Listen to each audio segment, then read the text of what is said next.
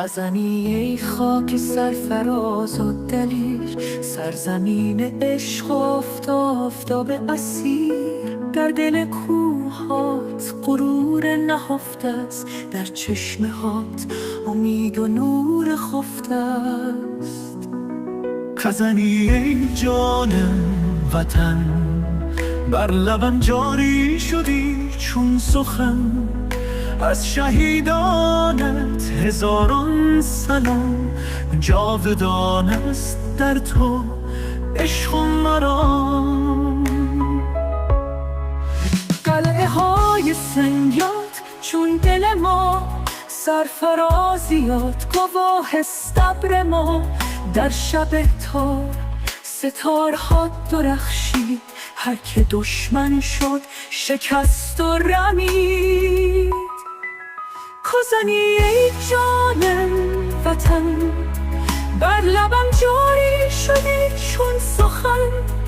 از شهیدانت هزاران سلام، جاودان است در تو عشق و مرام.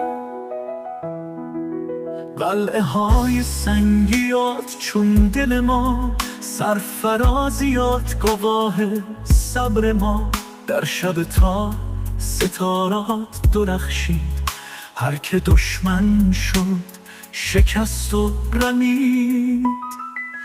غزنی ای جان وطن، بر لبم جاری شدی چون سخن.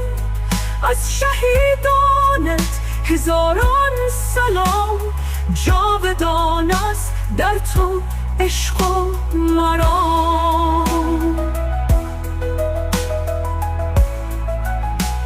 خور تکرارم نامت فکر لبهای ماست، هر دردت زخمی بر دل ماست. اما با لبخندت دوباره زندگی، با تو میمانم تا آخر تا ابدی. غزنی ای جان وطن، تاج افتخار افغانان من. باشی آباد، باشی همیشه آزاد. زنده باد غزنی، زنده باد، زنده باد.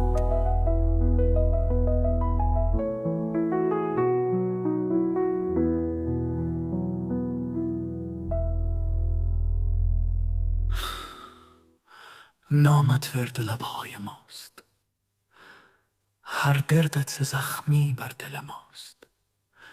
اما با لبخندت دوباره زندگی، با تو میمانم تا آخر تا ابدی.